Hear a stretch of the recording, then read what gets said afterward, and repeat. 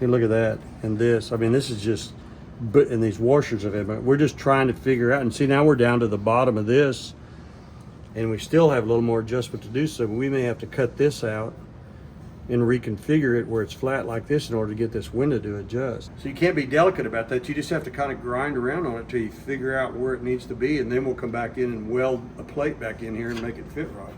And these are the ones that hold the regulator itself in, but this is the pivot, you know, rotates around, and these are the ones that let it slide up and down and a little bit back and forth.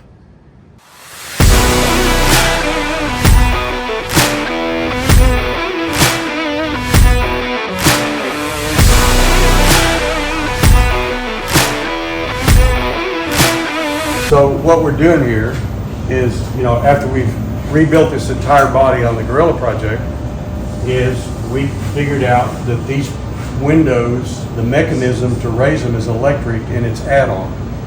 So what we didn't want to have happen was to finish the car and then get ready to put the windows in and find out they didn't fit, and then find out we had to start cutting and welding to make that happen. So as a precautionary measure, we put all this stuff back in, and sure enough, we have had to do a whole week's worth of adjusting just to get these windows level all the way across and up and down so that they all meet and appear to be able to seal. And then we put the top on because we want to make sure that the windows touch the seal on the top. And Tim from the upholstery shop's here to look at it, and sure enough, we've discovered that there are big gaps, like right here, where you can stick your finger between the top of the window and the seal on the top, and that's pretty common. And I'm making sure that he can, when this comes over to him to put a top on it, he can make this all seal so that you don't look out on the top of the window and see light. But you can see we need this all level. This lines up with this, and this has to line up and right on down the road.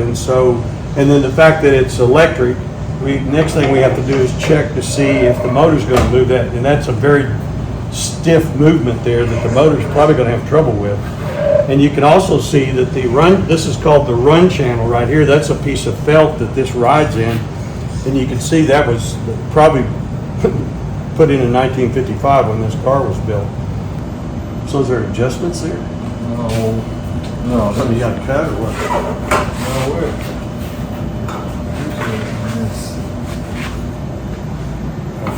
See how far off that is? yeah, our frame is off. So, on this one, what we'll do is, I'm gonna build out. Right. When you put the seal back on there, Right. you can. My question is now that we're here, It's pretty close. yeah. So that's what we're working on today, is to try to make sure that we're on track here and we're not going to make a mistake. And the other thing is right here, you have to make sure when this window's up all the way, it fits here and it fits here. That's not that easy to do. So the thing that we found on this was that these 3 bolts are the major adjustment side. And that allows you to rock this around so that you can fit it. The rest of the bolts that hold this in should be just a hole. Turns out they're not. We had to slot them up and down. I can show you that in a minute. But that's all been an adjustment. And you can see over here we had to put a stop in. We had to make this and make a stop so the window would have some place to stop moving. That work? Yeah, I think it will. Like I said, in this frame, I don't think. That's the spring that's fighting with you right there. I'll come around the other side. I don't think that I do have.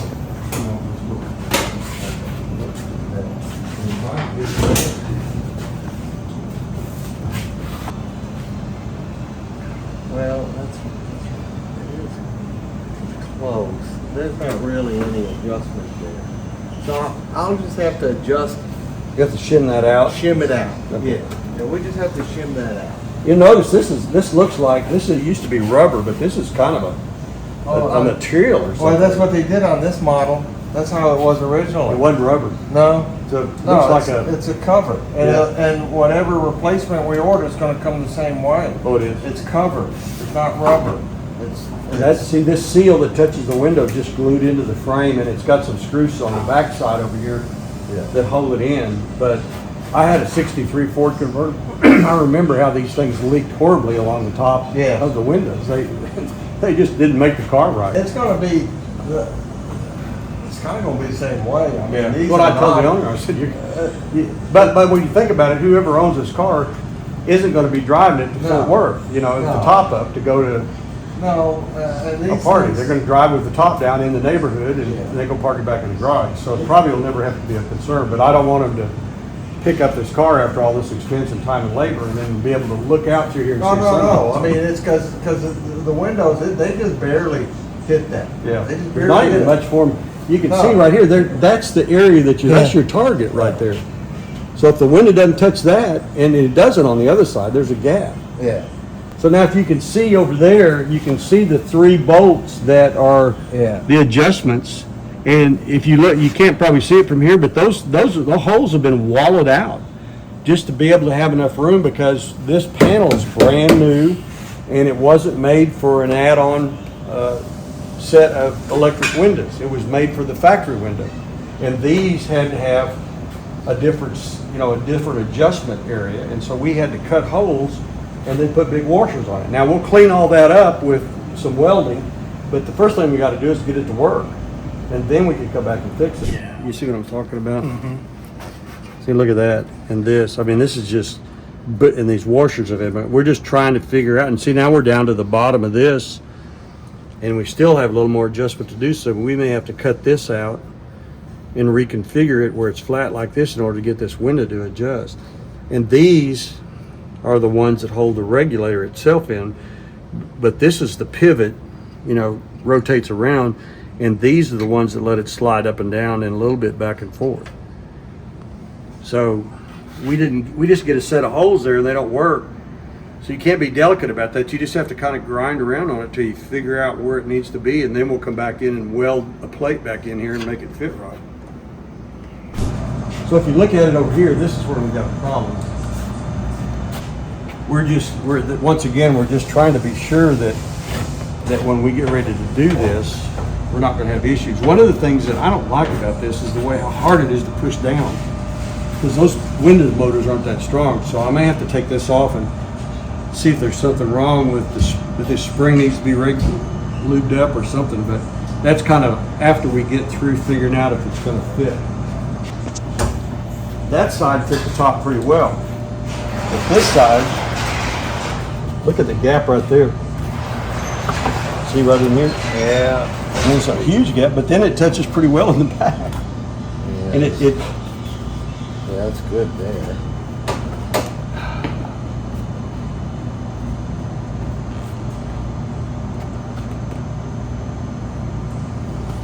that's going to be and it fits along pretty well here, except the problem we got here is this glass needs to be adjusted. We got to figure out how to move that run channel here in a way that this fits, because the door's shut and it lines up with the quarter panel right here. So this glass has to go in somehow. In the back, on the back. See, the front part of it fits up pretty well, but the back part's sticking out. But I didn't want to worry with that until you told me you could fix the top. Yeah. That's quite a bit. That's a big gap there. See, that window is setting out and not in. So that's our next adjustment, is to try to get this, because this one hits the top all right. But now look at this under here. Look at that gap. Okay, well, the customer. See the gap right there between this and the top? This window's supposed to touch that on the top. Well, the window's set in there where it's level and fits right, but it doesn't hit the top. So you can see again here how this all, Okay. the electric motor is going to go right here, and there's 3 bolts that hold it, and it has a little gear mechanism that interferes or interfaces with these teeth, and then it'll move the window by turning the teeth. You can see how that would work. It makes it go down and come back up. That's just what electric windows are. And then this is the part, theoretically, where you can adjust it. This piece is called the regulator. This is the gear mechanism that actually moves it. The other thing is, right in here is a slide channel. You can see it. If you get a picture from over here, you can see right there's a little bit of a slide, and there's a wheel that goes in there that, yeah, you can kind of see that on the camera, can't you? And this has a little wheel that's in here that allows it to, as you watch this lever, see how that moves? Well, it moves here, up and down through there, and it's attached to the regulator, and that would be what moves that window up and down, is this arm. On the front windows, usually they have two that work like a scissor. The other thing about these tops was they used to hang down so far they'd hang over this. they and would catch. These were the bad. door would shut and hit the top.